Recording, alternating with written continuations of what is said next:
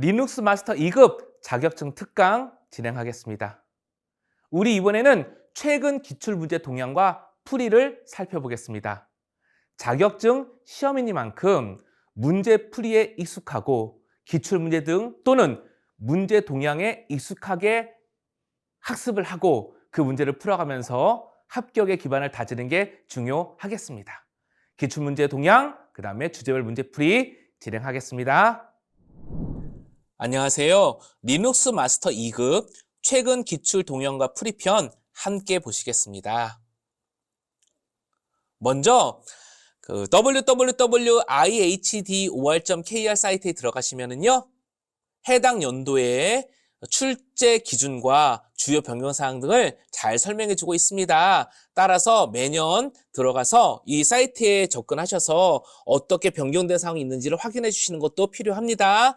현재 시점 기준으로 1차 시험, 2차 시험 각각 사지선다고요. 각각 50문항, 80문항으로 구성되어 있습니다. 리눅스 일반, 리눅스 운영 및 관리, 리눅스 활용으로 되어 있고요. 60점 이상 합격인 게 공통이면서 2차 시험 같은 경우에는 40% 미만 꽈락이 있습니다. 주의가 필요하겠죠. 특히 2024년에는요. 변경된 사항이 있는데요. 커널 4.x 이상을 사용하고요. 레드햇 계열은 레드햇 리눅스와 로키 8.0대, 그러니까 로키 리눅스로 바뀝니다. 데비안 계열은 우분투 18.0.4예요. 자, 이렇게 커널이 바뀌었다고 해서 공부할 내용이 완전히 달라지거나 새로워진다기보다는 우리는 여전히 기출문제와 자주 출제되는 문제를 중심으로 해서 중요한 내용들을 점검해 가는 거, 이것이 합격하는 데 가장 빠르기도 하고 확실한 방법이라고 하겠습니다. 하지만 이렇게 변경되고 있다는 동향을 알고 또 주의하는 것도 필요하겠지요. 이제 문제풀이를 보겠습니다. 다음 내용과 관련 작업으로 가장 적절한 것은 무엇인가? 리눅스 마스터 디렉토리가 있는데 소유자 그룹은 스터디입니다. 여기에서 클래스 사용자가 파일을 생성할 경우 그룹 소유권을 스터디 그룹으로 자동으로 지정하려고 한대요. 어떠한 작업을 하는 것이 가장 적절한지 물어보는 건데 사실은 이 문제만 봐서는 조금 무엇을 물어보시는 것인지 하고 애매할 수 있습니다. 그러나 선택 문항 1번부터 4번을 보게 되면 set UID, set UID, sticky bit 뭐죠? 리눅스 특수 권한을 물어보고 있는 겁니다. 일단 4번 디렉토리의 소유자를 클래스로 변경하는 거는 일단은 논외로 하고 아닌 거로 하고 set UID 뭐죠? 해당 파일이나 폴더에 접속했을 때 소유 그룹으로 UID 뭐죠? set UID 소유자로 스티키 비트 뭐죠? 삭제는 만드는 건 누구나 만들 수 있지만 수정과 삭제는 누가? 소유자와 루트만. 그런 특징이 있는 거잖아요. 자, 그런데 그룹이잖아요. 자, 그룹 권한이잖아요. 그러니까 뭘까요? 답은 1번 set UID를 설정한다 이렇게 되겠죠? 이렇게 지문과 선택 항목을 연계해서 보게 되면 어떤 영역에서 출제되는지를 예상할 수 있고 예측할 수 있고 답을 고르는 데 조금 더 수월해질 수 있습니다. 다음 문제 보겠습니다. 리눅스 마스터 텍스트 파일의 소유자를 크리스로, 소유 그룹을 SAECU입니다. 자, 소유권을 바꾸는 명령어 뭐죠? CHOWN입니다. 어떻게 한다고 그랬죠? 사용자 계정과 땡땡 그룹이었습니다. 따라서 4번이죠. CHON 크리스 땡땡 SACU 이게 답이 되는 거죠. CH 모드 헷갈리면 안 됩니다. CH 모드는 뭐죠? 접근 권한을 바꿔주는 명령이죠. 계속 보시겠습니다. 자, 이제 문제는 뭐 계속 반복되는 거니까 이제 앞으로 우리 여기 문제를 읽어갈 때는요 불필요한 내용들은 좀 넘어가고 문제와 답 중심으로 빠르게 보겠습니다. 리눅스 마스터 디렉토리의 접근 권한을 허가권을 하위 폴더까지 포함해서 모두 변경하겠다. 일단 접근 권한을 바꾸는 거니까 뭐죠? CH 모드. 어이고 그러고 보니까 모두 4가지가 다 CH 모드입니다. 결국은 옵션을 물어보는 거죠. 하위 폴더까지 다 포함해서 모두 다 뭐죠? 마이너스 대문자 R이죠? 그래서 답은 2번이 되겠습니다. 클래스 사용자를 위한 디스크 쿼터를 설정하는 명령이래요. 디스크 쿼터를 설정하는 명령이다. 가로 안에 포함될 명령으로 가장 적당한 것은 무엇인가? 답은 일단 3번입니다. ed 쿼터 한 다음에 사용자 이름입니다. 자, 요 같은 경우에는 실은 디스크 쿼터와 관련된 명령이니까 요거는 우리 이제 이론편 공부한 것과 연계해서 암기하고 있어야 될 내용이겠지요. 좀 헷갈리기가 참 쉬운 그런 내용이었습니다. 넘어가 보겠습니다. F디스크를 이용하여 파티션을 삭제하려고 합니다. F디스크를 실행한 상태에서 어떤 명령을 사용할 수 있다. 어떤 명령을 입력하여 파티션이 삭제될까요? 1번부터 4번까지가 있는데요. 예, 답은 일단 1인데요. 보통 D가 들어가면 딜리트 이런 의미니까 예측할 수도 있겠습니다. DV 밑에 SB1 파티션을 ext4 파일 시스템으로 포맷하려고 한대요. 파일 시스템을 포맷하려고 한다고 합니다. 이를 위한 명령으로 가장 적절한 것은 무엇인가? 일단 이렇게 보니까 MK2 FS 그쵸? 명령어 동일합니다. 결국은 ext4 파일 포맷으로 세팅하는 방법, 설정하는 방법, 그 옵션이 뭐냐를 물어보고 있는 거잖아요.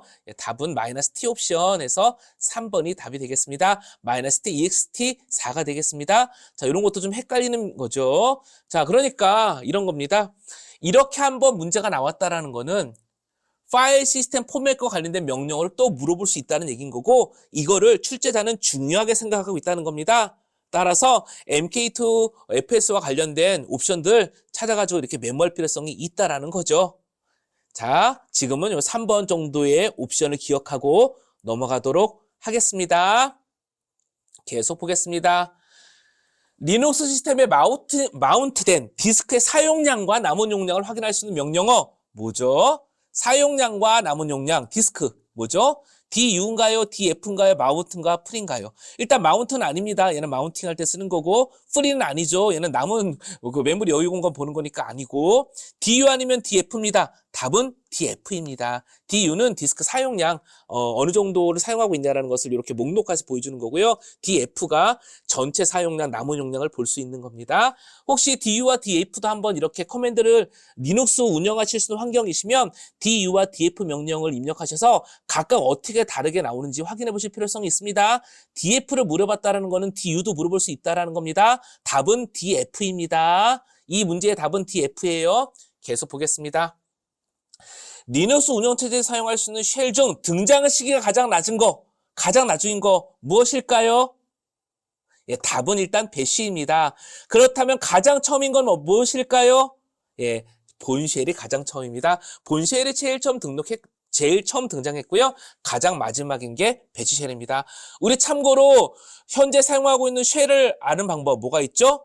에코 명령으로 스트링 달러 쉘 이렇게 보시면 되죠? 그쵸? 어떻게? 에코 한 다음에 그쵸? 이런 것도 함께 기억해 주시면 좋겠습니다. 자, 계속 보겠습니다. 또 참고로 쉘을 바꾸는 명령어 CHSH, change shell 이런 것도 같이 좀 봐주시면 좋을 것 같고요. 또 하나 물어보겠습니다. 사용자가 로그인했을 때 사용하는 쉘 정보 어디에 있다고 했죠? etc 밑에 그쵸? 뭐 어디에? 패스 워드라는 파일 패스 wd죠.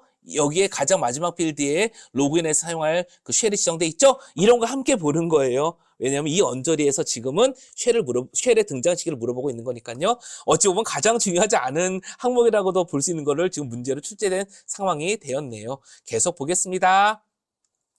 크리스 사용자가 로그인 시 사용할 쉘을 확인하고 싶다. 아이고, 조금 전에 확인해 본 거 그대로 다시 나왔네요. 관련 설정 파일로 가장 적절한 것은 무엇일까요? 어디를 봐야 사용할 쉘을 알 수 있을까요? 우리가 여러 번 확인하고 넘어왔죠? 답은 etc 밑에 passwd죠? 자, 그 다음 보겠습니다. 조금 전에 설명드린 내용이니까 설명을 생략하겠습니다. 리눅스 쉘 관련 명령으로 가장 적절하지 않은 것은 무엇인가? 자, 일단 에코 명령으로 확인할 수 있긴 한데 일단 답은 1번이죠. 왜죠?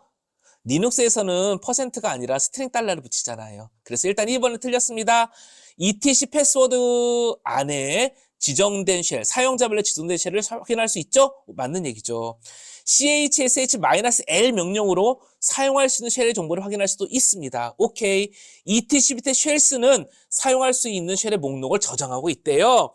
그러니까 이 문제 같은 경우에는요. 1번이 틀렸다. 그러니까 가장 적절하지 않은 것은 1번이다라는 정답을 기억하는 것도 중요하지만 2번부터 3번 이 내용도 함께 기억해 주시는 게 중요하겠죠. 왜냐하면 이게 나올 수도 있으니까요. 자, 이런 식으로 기출문제는 이렇게 공부하는 겁니다. 기출문제는 물어본 것과 답도 공부하지만 그 외의 항목들도 같이 공부하는 거예요. 왜냐하면 변형돼서 다음에 또 나올 거기 때문에. 계속 보겠습니다. 다음 중 시스템 전체의 사용자를 위한 환경 변수. 시스템 전체입니다. 뭐죠? 이미 답은 나왔는데요. 예, 답은 4번이죠. etc 밑에 프로파일입니다. 보통 여기 틸다, 사용자 계정 홈폴더 있죠. 홈폴더 밑에 있는 파일들은 로그인한 그 사용자한테 해당된다는 특징이 있는 것이니까요. 자, 이렇게 보시겠습니다. 다음은 리눅스 쉘의 리눅스 쉘 프롬프트를 마스터로 변경하는 명령입니다. 자, 뭐죠? 어떤 거 써야 되죠? 예, 환경 변수를 물어보고 있는 거죠? 가로 안에 포함된 환경 변수 이름으로 가장 적절한 것은 무엇인가요? 자, 답은 PS1 4번이죠? 아마 이전 차수 우리 다른 영상을 보시고 이 기출풀이를 푸시는 상황이라고 그러면 바로 기억이 날 겁니다. 자, 계속 보시겠습니다. 새로운 프로세스를 실행할 때 기존 프로세스를 복제한 후 실행하는 명령은 뭐죠? 기존 프로세스를 복제한대요. 새로운 프로세스를 만드는데 내가 복제돼서 실행된대요. 무엇일까요? 답은 포크입니다. 포크. exec는 기존 프로세스가 변환되는 겁니다. 그래서 보통 경우에는요. 포크가 돼서 복제된 다음에 변환돼서 실행된다고 해서 포크 앤드 exe 이런 식으로 exec 이런 식으로도 이야기를 합니다. 자, nohup 요것도 함께 봐야겠네요. 자, nohup 뭐죠? 예, 터미널에서 로그 오프를 해도 내가 실행한 명령은 계속 실행되게 만들고 싶을 때 사용하는 명령이죠. 자, 이 문제의 답은 일단 포크 1번입니다. 다음과 같은 결과를 위해서 실행해야 될 명령으로 가장 적절한 건 무엇인가? 자, 이거 벌써 나왔네요. 뭐죠? 자, 볼게요. 먼저 굴과 관련된 핑 명령어 있죠? 핑 명령을 실행을 합니다. 먼저 핑 명령을 실행하는데 dev럴 해가지고 스탠다드 아웃으로 출력하는 것을 리다이렉트 시켰습니다. 컨트롤 Z 그래가지고 백으로 보내버렸네요. 그쵸? 근데 현재 백그라운드에 있는 명령어들의 목록을 보여줍니다. 즉 잡의 리스트를 보여주고 있는 거죠. 그러면 답은 잡이라는 게 들어갈 텐데 이거 참 헷갈리죠. 잡일까요? 잡스일까요? 답은 4번 잡스입니다. 잡스. 요것도 마찬가지로 요 지문을 함께 기억해 주시는 게 좋습니다. 계속 보시겠습니다. 시그 인트의 시그널 번호로 가장 적절한 것은 무엇인가? 시그 인트 답은 2번입니다. 이것도 기억해 주셔야겠죠? 그 얘기는 시그널 번호도 기억해 줘야 된다는 겁니다. 시그 HUP, 다음에 시그 인트는 2번 됐고요. 자, 그 다음에 15번이 뭐냐면 시그 터미널입니다. 자, 이런 것도 함께 기억해 주실 필요성이 있습니다. 자, 19번은요, 시그 스톱입니다. 이렇게 해서 시그널 번호 목록 한번 이렇게 찾아보셔가지고 쭉 한번 살펴봐 주시면 좋겠습니다. 자, 답은 일단 2번이 되겠습니다. 사용자의 요청에 따른 서비스 응답 등과 같이 반복적인 서비스 요청을 처리하기 위한 백그라운드 프로세스를 일반적으로 무엇이라고 하는가? 자, 답은요. 조금 헷갈리는 상황일 수도 있지만 답은 일단 1번 데몬입니다. inet와 xinet와 스탠더어로는요. 서비스를 실행하는 방식인 거고요. 일반적인 서비스 그 자체 백그라운드 프로세스는 데몬이라고 불립니다. 예, 그 정도 체크하고 넘어가도록 하겠습니다. 다음 중 실행 중인 프로세스의 이름을 인자로 사용할 수 있는 명령어. 이름입니다. 이름. 이름을 인자로 사용할 수 있는 명령어. 무엇일까요? kill, all, renice, fg입니다. 답은 뭘까요? 답은 kill all이 되겠습니다. renice는 아니죠. 만약에 nice가 들어있었다 그러면 얘기가 달라지죠. 왜냐하면 nice도 프로세스의 이름을 줄 수 있으니까요. 자, 여기에서는 답은 kill all입니다. kill all만 프로세스의 이름을 인자로 사용할 수 있는 명령어가 되겠습니다. 다음은 크롤을 이용해서 매일 오전 1시에 백업을 주기적으로 하겠대요. 매일 오전 1시입니다. 우리 크론, 그쵸? 크론 탭, 구성을 기억하는 게 중요하죠. 어떻게 돼 있죠? 분, 시간, 일, 월, 요일, 명령어죠. 그러니까 답은 어떻게 될까요? 답, 매일 오전 1시입니다. 분은 그러니까 0이 되는 거죠. 그쵸? 분은 그래서 0이 되는 거고요. 0이 되는 거고요. 매일 1시. 그쵸? 그래서 답은 3번이 되는 거죠. 요런 거 기억해 주실 필요성이 있습니다. 클론 또 나올 수 있어요. 이 문제는 중요하기도 하고 자주 출제되는 영역입니다. 꼭 기억해 주시면 좋겠습니다. PS 명령으로 확인한 프로세스 상태 코드 값이 Z였대요. 이에 대한 설명으로 가장 적절한 거. Z, 좀비라는 거죠. 좀비. 좀비. 자, 부모 프로세스가 없어서 문제가 된다는 거잖아요. 그쵸? 자, 이에 대한 설명을 가장 적절한 거. 작업이 종료되지 않고, 일단 아니죠. 작업은 종료된 거죠. 작업은 종료되었는데, 부모 프로세스의 관계가 적절하지 않아서 자원이 해제되지 않았다. 이거죠? 답은 3번이 되겠습니다. 됐죠? 야, 이건 너무나 어떻게 보면은 좀비라는 의미만 알면 되는 거죠. 좀비 프로세스라고 불리는 부분. 계속 보시겠습니다. 다음은 PM 명령을 실행한 후 백그라운드 프로세스 전환하는 과정을 캡처한 거래요. 가로 안에 포함된 키조합. 자, 뭘까요?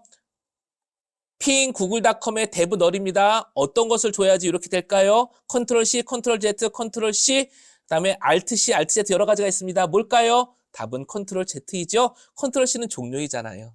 그렇죠? 답은 4번입니다. 리눅스 시스템에서 사용할 수 있는 텍스트 편집기에 대한 설명으로 가장 적절하지 않은 것 뭐가 있을까요? 자, 보겠습니다. 자, 무엇이 있을까요? 일단은 이막스, 리처드 스톨만이 개발한 거고요. 나노, 컨트롤 X 키조합, 요거는 맞는 것 같고요. G에디트는 X인도 맞는 것 같습니다. 결국 1번 아니면 4번인데 사실 정답은 4번입니다. 왜냐하면 VI-R이 아니고요. VI 플러스예요. 자, 그래서 이거는 좀 어렵다고도 볼 수 있겠죠. 왜 어렵냐면요. 이거는 VI 명령의 옵션을 알아야 되는 거니까. 그래서 이번 기회에 체크해 두기로 하고요. 이막스, 리처드 스토만이 개발한 요 키워드도 함께 기억해 주시면 좋겠습니다. VI 편집기 또 물어보네요. 가장 적절하지 않은 것은 무엇인가? 자, set AI는 핵바꿈 시 같은 열의 위치에 커서를 이동하여 위치시키는 특징이 있대요. 방향키가 없는 경우에는 키보드 J키를 이용해서 아래를 이동할 수 있대요.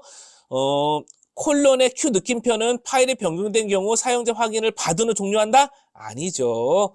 이거는 무조건 종료죠. 답은 3번이네요. 콜론 W는 파일을 저장한다. 맞죠? 자, 요 정도 기억해 주시면 좋겠습니다.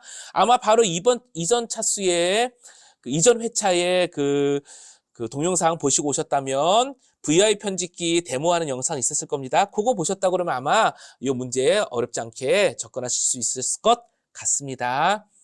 리눅스 시스템의 패키지 관련 명령이래요. 가장 적절하지 않은 것은 무엇인가? 볼게요.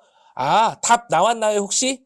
자, 사실은 이런 거, YAST 또는 디셀렉트 이런 거 좀 헷갈릴 수도 있습니다. 근데 명확히 아닌 게 있죠. 4번. RPM, 위험 리파지트를 이용하지 않죠. RPM 패키지를 이용하죠. 그래서 답은 4번이고요. 이런 거를 공부할 때 1, 2번, 3번 이건 맞는 얘기잖아요. 그래서 이거를 공부한다는 겁니다. YST 수세 리눅스구나. 디셀렉트 컬시스 컬시스 메뉴 방식의 도구이구나. 디패키지 .dev 패키지를 이용하는구나. 요거를 공부하는 겁니다. 그리고 이건 오답인 거니까 이제 제끼고 정답은 4번이 되는 거죠. 예, 이렇게 하겠습니다.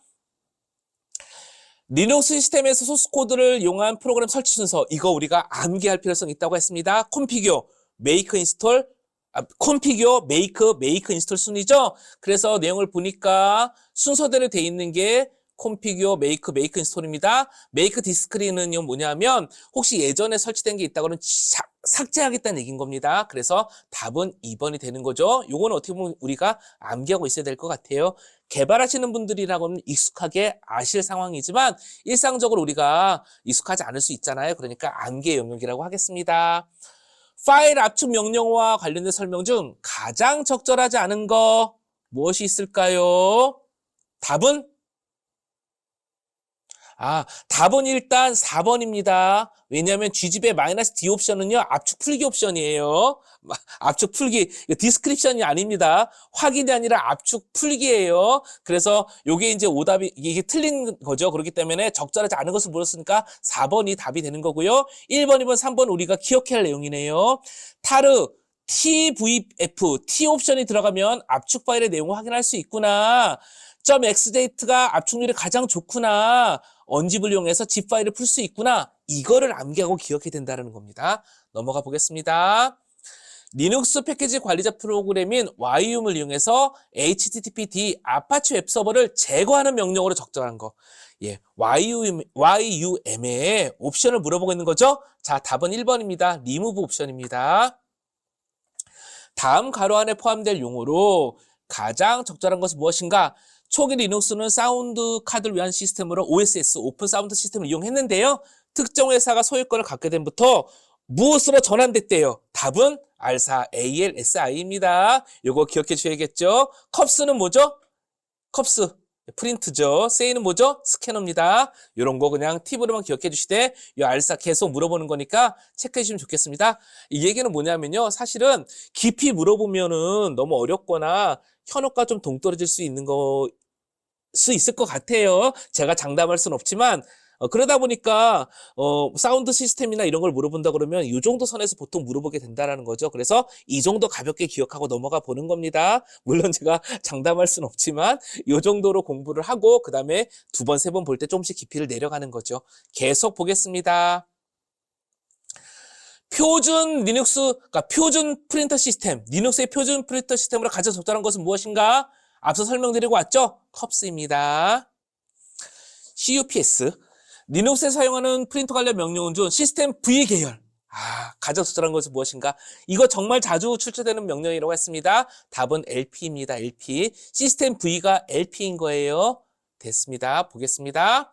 리눅스의 LVM, 로지컬 볼륨 매니저에 대한 설명 중 가장 적절하지 않은 것은 무엇인가? 사실 이것도 좀 암기에 속하죠. PE, LVM의 구성 단위는 일반 하드디스크 블록에 해당된다. PV, 실제 존재하는 물리적 볼륨이다. LV, VG의 크기를 초과한 용량의 볼륨을 관리하는 논리적 볼륨을 의미한다. VG, PV를 한 개 이상 묶어서 그룹화한 것이다. 일단 답은요, 3번이에요. 왜냐하면 초과한 용량 아닙니다. 넘지 않은 용량을 사용할 수 있기 때문이에요. 그래서 답은 3번인데요. 1번, 2번, 4번 항목을 우리가 기억을 해야겠죠. 자, 이렇게 넘어가겠습니다. 기출문제를 중심으로 공부한다는 얘기는 문제, 답 이렇게 외운다는 얘기가 아니라 문제에 대한 답은 당연히 확인을 하고 이해를 해야겠지만 그 외의 지문들의 의미, 그 지문들에 맞는 지문이라면 그 지문을 중심으로 공부하고 암기하는 거, 이런 게 기출문제 중심으로 공부한다는 게 되는 겁니다. 계속 넘어가겠습니다. 레이드의 구성 모드 중 하나의 디스크가 문제가 발생했어. 그래도 데이터 손실을 최소화할 수 있는 것은 무엇인가? 자, 무엇일까요? 답은 레이드 1번과 레이드 5번 1번이죠. 자, 레이드 0번은 일단 스트라이핑이잖아요. 분산됐기 때문에 하나가 망가지면 전체를 사용할 수 없죠. 답은 1번이 되겠습니다. 내친 김에 레이드 5번 디스크가 3개 있다고 그러면 사용할 수 있는 디스크 공간은 2개다. 그쵸? 이것도 n개라고 그러면 n-1개다. 이것도 기억하는 겁니다. 클라우드 서비스가 제공하는 서비스 목록 중 사용자가 설정해야 될 항목이 가장 많은 거, 가장 로우 레벨인 거 무엇일까요? 답은 EAS 또는 IS라도 하는데요. 인프라스트럭처 애저 서비스입니다. 인프라스트럭처 애저 서비스, 플랫폼 애저 서비스, 소프트웨어 애저 서비스 이런 식으로 올라가는 겁니다. 다스는요 여러 가지로 해석할 수 있는데 데스크탑 애저 서비스로 일단 해석을 했습니다. 빅데이터 분석 및 활용을 위하여 다양한 오픈소스 소프트웨어를 통합하여 제공하는 오픈소스 플랫폼으로 가장 적절한 것은 무엇인가? 무엇일까요? 일단 답은요, 하둡이에요, 하둡. 하둡은요, 빅데이터를 분석해서 활용할 수 있는 다양한 오픈소스들을 모아가지고 일종의 생태계처럼 제공해주고 있는 게 하둡입니다. 마찬가지로 R과 NoSQL, 카산드라도 기억을 해야겠죠? R, 데이터 분석, 가시화, 머신러닝 등에 사용할 수 있는 언어이고요. NoSQL, Not Only SQL입니다. 정형 데이터베이스, 비정형 데이터베이스를 아울러서 흔히 말해서 빅데이터를 처리하는 그것이죠. 카산드라, 이렇게 대용량의 데이터를 처리할 수 있는 데이터베이스 시스템입니다. 자, 그래서 나머지 것들은 간단하게 의미 정도만 보고요. 여기서는 하드를 물어보고 있습니다. 또 실제로는요, R을 많이 물어보기도 합니다. 데이터 분석 언어, 가시화 언어, 데이터의 특징들을 분석해서 차트 등으로 표시해주고 머신러닝과 연결해서 사용할 수 있는 거, 이런 것도 자주 물어보기도 합니다. 리눅스 가상화 기술 중 CPU 반가상화를 지원하는 것으로 가장 적절한 것은 무엇인가? 일단 암기, 이거 젠입니다. 반가상화는 젠, 그쵸? 요거 기억해 주시는 겁니다. 자, 그 다음에 버처박스와 도커는 뭐죠? 도커는요, 일단 그 전에 버처박스부터 봐야겠네요. 버처박스는요, 오픈소스 소프트웨어예요. 요렇게 우리가 만약에 노트북이 있다고 하면 윈도우즈 OS가 동작하고 있잖아요. 그 위에다가 버처박스 프로그램을 설치하잖아요. 그러면 그 위에다가 가상 머신을 만들어서 가상 머신에다가 내가 원하는 OS를 설치한 다음에 사용할 수 있는 그런 가상화 프로그램이에요. 도커는 뭐냐면요. 이것과 좀 다른데 도커는 컨테이너 기반 가상화라고 해가지고요. 이렇게 OS를 직접 설치하지 않고 내가 사용하고 싶은 응용 프로그램들만 하나의 덩어리 컨테이너라는 것을 모아서 사용할 수 있고요. 또 필요하게 되면 리눅스 커널 같은 것은 공유할 수도 있습니다. 그러면서도 각각의 도커로 구성되어 있는 이 컨테이너라고 불리는 것들은요. 마치 가상 머신 안에서 나 혼자 동작하는 것처럼 완전히 독립해서 하나의 별도의 머신인 것처럼 동작하죠. 그래서 도커는 보통 경량화된 가상화 프로그램이라는 얘기도 합니다. 이 정도 같이 보고 넘어가도록 하겠습니다. 다음 가로 안에 포함될 용어로 가장 적절한 것은 무엇인가? 사용자의 요청이 증가하더라도 시스템은 안정적으로 서비스해야 된대요. 보통 이런 것들 보통 가용성이라고 합니다. 일단 가용성에 해당되는 겁니다. 왜? 어떤 상황이 있어도 서비스를 제공할 수 있어야 되는 겁니다. 가용성을 지원하기 위해서는요, 보통 서비스를 이렇게 다수의 서비스를 두고요, 로드 밸런스라고 불리는 부분으로 묶어가지고 사용자가 로드 밸런스에 접속을 하면 적절한 서비스를 이렇게 전달해주는 구조로 동작을 하게 됩니다. 따라서 이런 것들을 고가용성 클러스터라고 하죠. 자, 고성능, 고계산용 배열프는 아닌 거고 고가용성입니다. 자, 이렇게 이야기를 드리겠습니다. 다음 중 현재 리눅스 시스템에 사용하고 있는 IP, 포트 현황을 파악할 수 있는 명령어. 무엇이죠? 답이 무엇일까요? 답은 네스텟입니다. 네스텟을 이용을 하면 현재 오픈되어 있는 그 포트명과 또는 포트명과 또 사용하고 있는 포트 있잖아요. 리슨하고 있는 포트명도 알 수 있고요. 네트워크 연결 상태를 확인할 수도 있습니다. 자, 반면에 IP 콘피그, 일단은 이거는 틀렸죠. 왜냐면 리눅스는 IF 콘피그죠. IF 콘피그고요. IF 콘피그를 입력했을 때 IP 주소 등을 확인할 수 있죠. ARP는 뭐였죠? IP 주소와 맥 주소의 연계성을 확인할 때 보통 ARP를 씁니다. 트레이스 라우터는 뭐였죠? 예, IP 주소로 멀리 있는 호스트까지 어떻게 전달되는지 이 중간 장치들의 주소를 파악할 수 있는 거, 거쳐가는 장치들의 주소를 파악할 수 있는 명령이 트레이스 라우터였습니다. 자, 혹시 좀 명확히 하기 위해서 각각의 명령을 한번 리눅스 머신에서 타이핑해 보겠습니다. 먼저 좀 양해를 구할 부분은요. 클라우드 시스템에 구성되어 있는 리눅스에 접속했기 때문에 우리가 일상적으로 보고 있는 IP 주소와는 좀 다를 수 있습니다. 하지만 각각의 명령의 특징을 보도록 해볼게요. IF 콘피그 뭐였죠? 현재 나한테 내 시스템에 설정되어 있는 IP 주소 목록들 볼 수 있습니다. 이렇게 IP들이 할당되어 있는 것이 확인할 수 있지요. 자, 그 다음에 ARP, IP 주소와 맥 주소의 관계 있죠? 요거 확인할 수 있습니다. 또 보겠습니다. 트레이스 라우트, 구글닷컴 해볼게요. 구글까지 갈 때 어떠한 장치들을 거쳐서 가는지 그 각각의 경로에 대한 장치 IP를 볼 수 있습니다. 또 보겠습니다. 네스텟 -ANO 해볼게요. 그러면 현재 열려있는 포트 번호, 그쵸. 또 연결되어 있는 포트 번호, 대기하고 있는 포트 번호 이런 거 있죠. 리슨도 있잖아요. 이런 거 확인할 수 있습니다. 따라서 이 문제의 답은 4번이 되는 거죠. IP와 포트 번호를 확인할 수 있는 거, IP와 포트 현황을 확인할 수 있는 명령어는 네스텟이다. 이렇게 되는 겁니다. 리눅스 네트워크 관련 설정 파일 중 DNS 서버를 지정할 때, DNS 서버를 지정할 때는 겁니다. DNS 서버를 지정할 때예요. 답은 뭐죠? 예, 답은 2번이 되는 거죠. 2번 resolve.conf 파일이 되겠습니다. 맞죠? DNS 서버를 지정할 때 쓰는 거예요. etc 밑에 호스트는 뭐였죠? 나만의 그 DNS를 세팅할 수 있는 겁니다. 나만의 DNS 그러니까 좀 애매해지죠? 역시 이번에도 리눅스에서 한번 타이핑을 해보겠습니다. cat 명령으로 etc 밑에 호스트 파일을 열어볼게요. 그러면 이렇게 IP 주소와 이렇게 도메인 네임이 매핑이 되어 있습니다. 지금은 아무것도 등록이 되어 있지 않은데요. 이렇게 내 시스템에서만 참조할 수 있는 IP 주소와 나만의 도메인 이름을 세팅해서 사용할 수 있다. 이게 etc 밑에 호스트 파일이 되겠습니다. 다음 문제 보시겠습니다.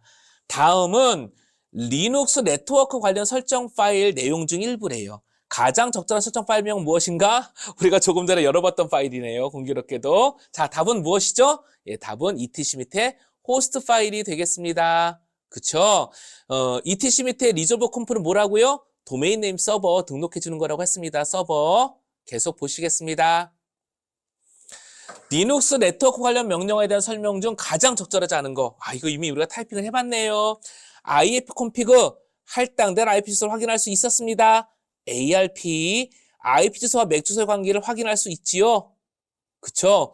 실제 우리가 TCP/IP 4계층으로 따지게 되면 IP 주소가 있고 그 밑에 네트워크 액세스 계층에서 맥 주소 쓴다고 그랬잖아요. IP 주소가 맥 주소로 바뀌지만 실제 통신이 가능하기 때문에 ARP를 이용을 해서 IP 주소, 맥 주소의 관계를 확인하게 되는 겁니다.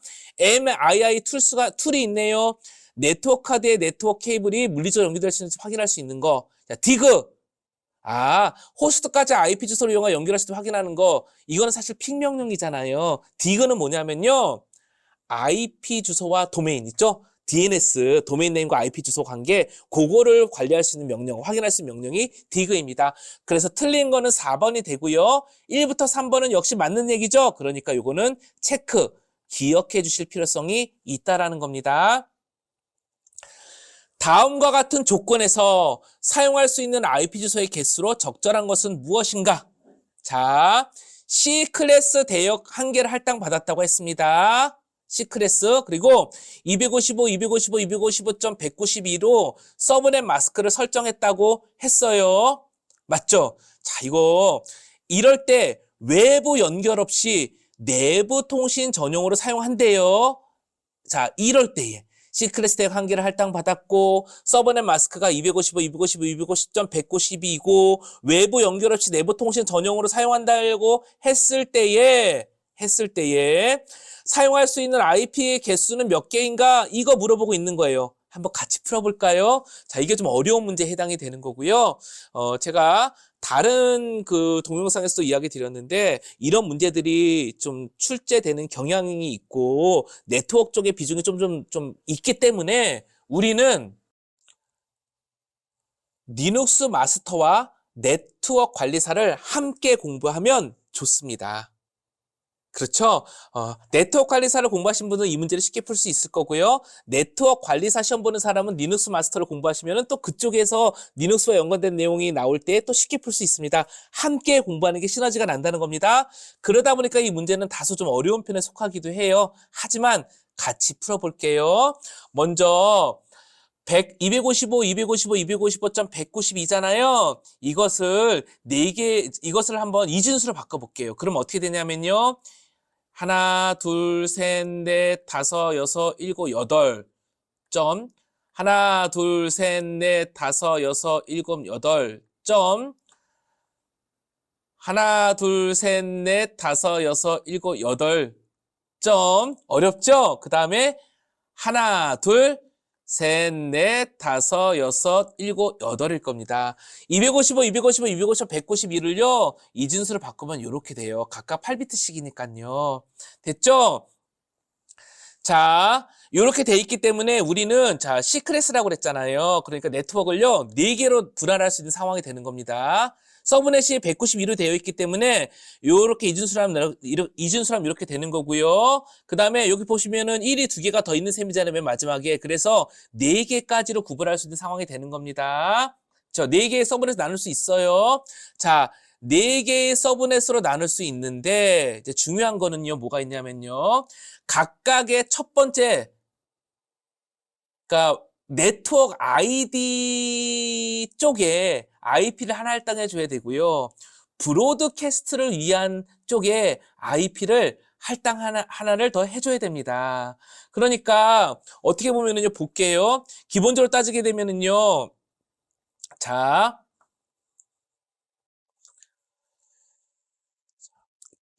기본적으로요, 이렇게 한번 보도록 해볼게요. 4개의 서브넷이니까 원래대로 따지면요, 하나의 서브넷은 64개 있죠. 64개의 IP를 할당할 수 있습니다. 그쵸? 4. 그러면 4, 4, 16에 6, 4, 24니까 256이죠? 자, 전체 256이잖아요. 그러니까 4개로 나눠주면 64개인 거예요. 근데 64인데 이 IP에서 네트워크 아이디에 해당되는 거 하나를 빼줘야 되고요. 브로드캐스트 하나를 빼줘야 됩니다. 원래 그렇게 이렇게 세팅이 돼 있거든요. 그래서 하나의 서브넷당 62개를 할당할 수 있는 거예요. 근데 서브넷이 4개 있으니까 4, 2, 8, 6, 4, 24, 248이 되는 거죠. 그래서 답은 2번이 되는 거예요. 지금 제가 이렇게 설명을 드렸지만 조금 어려우실 수도 있고요. 좀 애매할 수도 있을 것 같아요. 요거는 그래서 좀 네트워크 관련된 부분에서 조금 더 공부하실 필요성이 있고요. 다시 말씀드리지만 이왕에 우리 공부하는 것이고 또 우리가 이왕에 같이 특강을 하고 있는 것이니까 네트워크 관리사까지 리눅스 마스터와 함께 같이 공부해 주시면 시너지가 날 수 있다는 겁니다. 아마도 네트워크 관리사 공부를 하시면 요거는 조금 더 쉽게 푸실 수 있을 겁니다. 일단 이 문제는 요 정도 풀이를 하고요. 248이 답이라는 거를 하고 넘어가도록 하겠습니다. 이 문제는 IP 주소 체계를 주고 브로드캐스트 주소값을 계산해 보라는 조금은 어려운 문제가 될 수 있는데요. 한 번만 쭉 살펴보면 그래도 비슷한 문제를 해결할 수 있으니까 천천히 보도록 하겠습니다. 192.168.56.111/26 슬래시 26에 요거를 이용을 해가지고요. 서브넷 마스크를 계산할 수 있죠. 자, 그런 상태에서 브로드캐스트 주소값을 어떻게 사용되는지 계산해 봐라는 겁니다. 해당된 내용은 좀 계산이 복잡할 수 있어서 별도의 텍스트를 열고 같이 보도록 하겠습니다. 관련된 내용을 텍스트로 정리해 보았는데요. 먼저 192.168.56.111 이렇게 제시된 요청된 IP 주소를 바이너리로 변환해 보면요. 192.168.56.111이 각각 이와 같이 바이너리로 바뀔 수 있습니다. 자, 0과 1이 많이 있으니까 굳이 읽지는 않고 눈으로 보시고 지나가도록 하겠습니다. 이것을 이렇게 연결해 보면 이렇게 표시할 수 있습니다. 그렇죠? 110000005부터 시작해서 0110111로 끝나는 이렇게 바이너리 주소 체계로 바꿀 수 있습니다. 그 다음에 서브넷 마스크 계산이 필요한데요. 슬래시 26이니까 앞에부터 1이 쭉 이렇게 존재해서 자 26개라는 겁니다. 그러니까 계산해 보자면요. 앞에 8개, 8개, 8개, 38에 24에다가 뒤에 2개까지 합치면 28이 되는 거잖아요. 그래서 요것을 이용해서 계산을 해보자고 하면은요. 이렇게 되는 겁니다. 서브넷 마스크를 이제 바이너리 변환하게 되면요. 255는 모두 1로 되어 있고 앞에 2개만 1인 게 192잖아요. 그래서 111로 시작을 해서 1100000으로 끝나는 이렇게 서브넷 마스크를 구할 수 있습니다. 그러면 앞에서 계산한 IP 주소와 방금 살펴본 서브넷 마스크를 AND 연산을 하게 되면 네트워크 주소를 얻을 수 있습니다. 자, AND 연산을 하게 되면 결과가 이렇게 되고요. 결과가 이렇게 되고요. 요거를 10진수로 바꾸면 191.168.56.64 이렇게 됩니다. 됐죠? 191.168.56.64가 됩니다. 자, 요게 지금 어떻게 되는 거냐? 흔히 말하는 네트워크 주소가 되는 겁니다. 자, 네트워크 주소는요, 호스트 부분을 모두 1로 설정하게 됐을 때, 네트워크 주소에서 호스트 부분을 모두 1로 설정하면 그것이 브로드캐스트 주소가 됩니다. 따라서 네트워크 주소에서 호스트 주소 필드를 모두 1로 세팅한 이건 계산하게 되면 191.8.5.127이 되고요. 따라서 이것이 정답인 브로드캐스트 주소가 되겠습니다. 192.168.56.127이라는 거죠. 어찌 보면은 한 번 정도를 계산해 보고 과정을 좀 이해하거나 적절히 암기하고 있어야 이와 유사한 문제를 풀 수 있죠. 이러한 문제가 또 출제되고 있으니까 이번 기회에 한번 확인하고 비슷한 문제가 나오더라도 유사한 방법과 흐름으로 해결하실 수 있도록 잘 기억해 주시면 좋겠습니다. 그래서 이 문제의 정답은 1번이 되겠습니다. 192.18.56.127이죠. 웹 브라우저가 웹서버로 데이터를 전송할 때 데이터를 바디 부분에 담아 전송하는 방식을 무엇이라 하는가? 자, 일단 정답은요. 포스트입니다. 포스트입니다. 겟 방식과 포스트 방식. 자, HTTP 프로토콜 다시 한번 볼 건데요.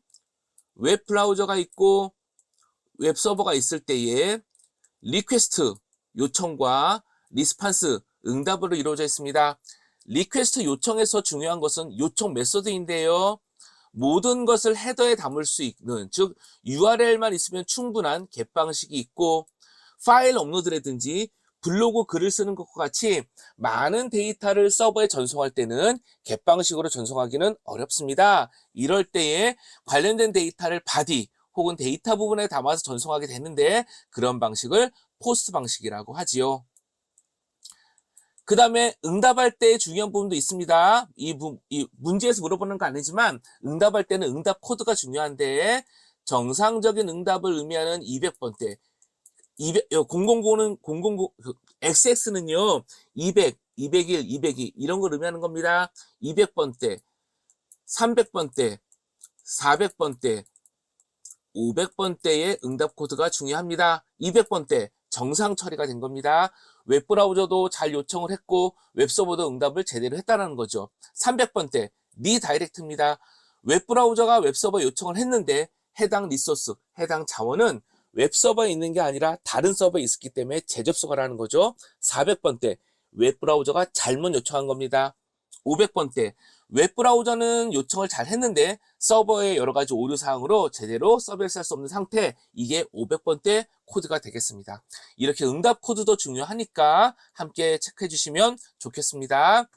참고로 여기 풋은요 FTP 쪽에서 사용하는 그 방식 중에 하나이고요.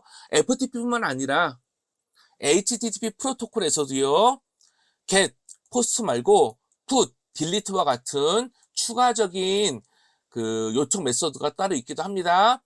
그 기출문제 동향을 보게 되면요 FTP의 풋을 물어보는 경우도 있으니까 이 기회에 함께 참고하고 넘어가겠습니다. 다시 한번 풋은 FTP에서 사용하기도 하지만 FTP만 사용하는 게 아니라 HTTP 프로토콜의 메소드에서도 풋이 있긴 합니다. 다음은 SSH 명령으로 10.0.2.5에 크리스 계정을 이용하여 접속하되 key.pm 파일을 이용하는 명령어입니다. 그러니까 클라이언트가 서버에 SSH 방식으로 접속을 하는데 계정은 크리스를 쓰고 이때 인증하는 방식 중에 하나로 키 파일 key.pm을 이용하겠다는 겁니다. 이럴 때 어떻게 하냐라는 것을 물어보는 거죠. 코맨드는 당연히 SSH입니다. 그렇죠. 가로 되어 있는데 일단은 정답은 3번입니다. 접속이니까 계정명 호스트명, 그래서 크리스 10.0.2.5 요거는 동일하죠. 결국은 PM 파일을 어떻게 이용하냐는 부분인데 -i 옵션으로 이 키 파일을 지정하게 되어 있습니다. 이 부분 체크 부탁드리겠습니다. 현업에서도 많이 사용하는 것 중에 하나이기 때문에 이렇게 물어볼 수 있겠지요. 또 하나 중요한 겁니다. 여기 계정명 host 이런 식으로 요청된다는 것도 더불어 함께 체크해 주시길 부탁드리겠습니다. 다음은 텔넷 명령으로 10.0.2.5에 접속하되 사용자 계정을 크리스로 이용하는 명령 중 일부이다 라고 되어 있습니다. 괄호 안에 포함될 내용으로 가장 적절한 것은 무엇인가요? 라고 물어보고 있죠. 중요한 부분은요, 텔넷입니다. SSH랑은 달라요. 그러니까 여기 보이는 것처럼 크리스의 10.0.2.5 이거 함정입니다. 이건 답은 아닌 거죠. 결국은 텔넷으로 접속할 때도 사용자 계정을 지정할 수 있다라는 것입니다. 그때 옵션은 -L 옵션을 이용합니다. 따라서 2번이 답이 되는 거죠. 이것도 함께 체크 부탁드리겠습니다. 네트워크 서비스별로 할당된 포트 번호를 저장하고 있는 설정 파일로 가장 적절한 것은 무엇인가? 자, 여기에서의 핵심은요, 네트워크 서비스별로 할당된 포트 번호라는 겁니다. 그래서 답은 ETC 밑에 서비스가 되겠습니다. 자, 이 부분 체크하고 넘어가도록 하겠습니다. 참고로 ETC 밑에 프로토콜스라는 그 설정 파일도 있거든요. 요거는 프로토콜별로 사용하는 포트 번호를 관리합니다. 서비스와 프로토콜은 좀 다를 수 있으니까요. 자, 이렇게 하고 넘어가도록 하겠습니다. 정답은 1번입니다. 1번. 네트워크 서비스 혹은 장비의 상태를 모니터링할 수 있는 명령 혹은 프로토콜로 가장 적절한 것은 무엇인가? 네트워크 서비스 상태, 장비를 모니터링할 수 있다. 뭔가 모니터링 하는 거죠. 자, SMTP, POP3, FTP, SNMP 중에 어떤 것일까요? 일단 정답은 심플 네트워크 매니지 프로토콜인 SNMP가 되겠습니다. 매니지먼트 프로토콜, 매니지먼트가 여기 들어간다는 게 힌트가 될 수도 있죠. 모니터링 한다, 뭐 이런 의미가 있으니까. 자, SMTP, 어떤 프로토콜이죠? 메일을 전송할 때 사용하는 프로토콜입니다. 25번 포트를 이용하죠. SMTP 기억해 주시고요. POP3, 어떤 프로토콜이죠? 예, 메일박스로부터 메일을 땡겨올 수 있는 프로토콜이죠. FTP, 예, 파일을 전송할 수 있는 프로토콜입니다. 참고로 FTP는 포트를 2개 쓴다고 했습니다. 명령을 전달하고 제어할 수 있는 21번 포트, 데이터를 전송할 때 사용하는 20번 포트, 두 가지를 사용할 수 있다고 했습니다. 자, 이렇게 체크하고 넘어가도록 하겠습니다. 참고로 FTP는요, 액티브 모드와 패시브 모드라는 모드가 별도로 있어서 20번 포트를 사용하는 부분이 좀 달라질 수 있는데요. 일단 기본적으로는 이 두 가지를 이야기 드리고 넘어가도록 하겠습니다. 데이터 통신 중 네트워크 계통에서 사용하는 데이터의 단위로 가장 적절한 것은 무엇인가? 메시지, 세그먼트, 패킷, 플레임 이런 용어들이 있습니다. 우리가 기본적으로 네트워크를 전송할 때는요, 그냥 네트워크 데이터, 네트워크 패킷 이런 얘기들을 많이 쓰는데 계층별로 또는 관점별로 명칭되어지는 용어가 다릅니다. 일단 네트워크 계층에서 사용하는 데이터 단위는 어떤 것이냐면요. 정답은 패킷이 되겠습니다. 패킷. 자, 그럼 메시지, 세그먼트, 프레임은 어디서 쓰는 것일까요? 메시지는요, 일반적으로 가장 최상위 단위입니다. 일종의 어플리케이션을 사용하는 거 있잖아요. 그때의 데이터를 메시지라고 부릅니다. 세그먼트 같은 경우에는요, 트랜스포트 있잖아요. TCPO 같은 데서 사용할 때 그 데이터를 세그먼트라고 합니다. 패킷은 이야기 드렸고요. 프레임은 뭐죠? 데이터 링크, 하위 계층에서 사용하는 그 데이터 전송 단위가 되겠습니다. 자, 이것도 함께 기억해 주시면 좋겠습니다. 그러니까 다시 말씀드리지만 기출문제라는 거는 문제와 답도 중요하지만 예제로 나와 있는 요 선택 항목 중에 나와 있는 다른 것들의 의미는 무엇이고 다른 것들도 함께 기억해 주시는 게 기출풀이로서 의미가 있다라고 이야기 드렸습니다. 변형되거나 다른 방식으로 출제될 수 있는데 중요하고 관심 있는 영역이라는 그런 의미이기 때문입니다. 네트워크 통신을 위하여 다양한 장비들이 사용된다. 그렇죠? 관련 장비를 OSI 모델의 상위 계층부터 하위 계층의 순서로 나열한 것은 무엇인가? 가장 적절한 것을 선택하시오 라고 되어 있습니다. 라우트, 브릿지, 리피터, 허브, 스위치 이런 내용들이 있는데요. 일단 정답은요. 1번 되겠습니다. 1번. 라우트, 브릿지, 리피터 순입니다. 상위에서 하위 계층으로 나열한 것이지요. 자, 참고로 네트워크 브릿지는요, 컴퓨터 네트워크 환경에서 서로 다른 네트워크나 이런 것들을 연결하는 그런 장치, 함께 묶어 사용할 수 있는 장치, 이런 것들을 의미합니다. 자, 이 정도 말씀을 드리고 넘어가도록 하겠습니다. 리눅스에서 사용할 수 있는 이미지 편집 프로그램으로 가장 적절한 것은 무엇인가? 자, 어떤 걸까요? 엑스텀, 파이어폭스, 링스 이런 게 있습니다. 자, 정답은요. GIMP, 김프라고도 하는데요. GIMP가 되겠습니다. GIMP, 김프라고도 하는데 요게 이미지 편집 프로그램이 되겠습니다.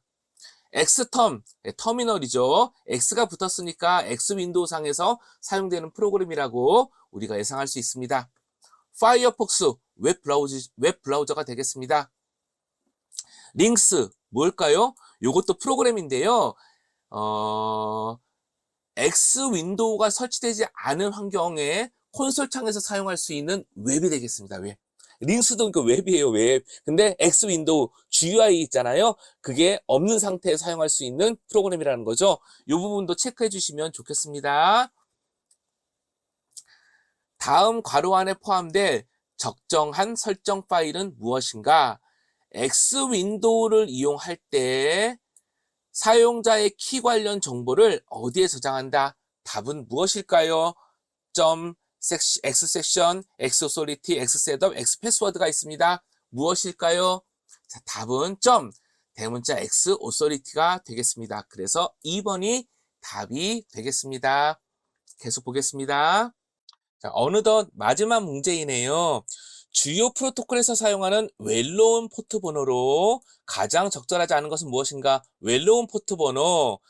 일반적으로 우리가 서비스를 이용하려고 그러면 네트워크 기반 서비스를 이용하려고 그러면 포트 번호를 할당해야 되는데 HTTP, FTP 이렇게 흔히 많이 사용하는 프로토콜들 또 관련 서비스들은요 사전에 포트 번호들을 결정해 놓고 그 번호를 사용할 수 있도록 가이드하고 있습니다. 그러니까 다른 프로그램들은 될 수 있으면 그 포트 번호를 사용하지 않겠지요. 이러한 포트 번호, 누구나 알고 있는 포트 번호, 이것을 웰노운 포트 번호라고 합니다. 자, SSH22, FTP21, SMTP25, IMAP 140 어떤 것이 잘못된 걸까요? 가장 적절하지 않을까요? 자, 일단 정답은 4번이 됩니다. IMAP은 140이 아니고요. 143, 143 포트를 이용을 합니다. SSH 22번.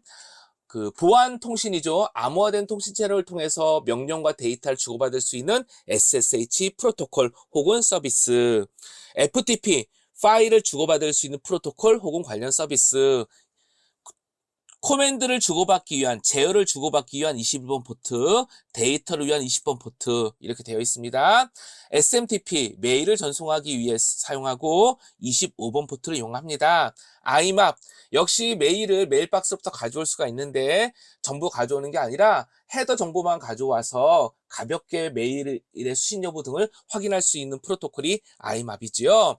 참고로 FTP는 이제 21번 포트는 확실하게 코맨드를 주고받기 위한, 즉 제어를 주고받기 위한 포트로 사용하는데요. 20번은 액티브 모드냐 패시브 모드냐에 따라서 다소 해석이 조금 달라질 수도 있기 때문에 일단은 20번 포트를 데이터 포트로 이용한다라고 체크는 하지만 다른 예제 내용들을 살펴보면서 적절하게 선택할 필요성이 있습니다. 액티브 패시브 모드 따라 좀 다르고요. 참고로 패시브 모드로 가게 되면은요. 서버 같은 경우 1024, 1024 이후의 포트를 이용한다 이렇게 가이드가 되어 있는데요. 일단 그 부분까지는 참고로 말씀드리고 21번 포트는 정확히 그 제어를 위한 포트로 사용되고 있는 거니까 FTP는 21번, 그 다음에 더 나가면 20번 또는 1024 이후의 포트 이렇게 기억해 주시면 좋겠습니다. 여기까지 해서 우리 이제 최근 기출 문제를 고려한 참고한 응용 문제들을 풀어보았습니다. 기출 문제를 공부한다는 것은 다시 말씀드리고 정리하지만 문제와 답을 보는 것도 중요하지만 지문에 나와 있는 다른 또 항목에 나와 있는 다른 것들도 함께 공부하고 이러한 것들이 응용되고 이러한 것들이 주요하게 출제될 수 있구나라고 파악하고 넘어가는 것, 이렇게 학습하는 게 중요하다고 이야기 드렸습니다. 또 한 번 더 강조드리겠습니다. 잘 들어주셔서 감사합니다.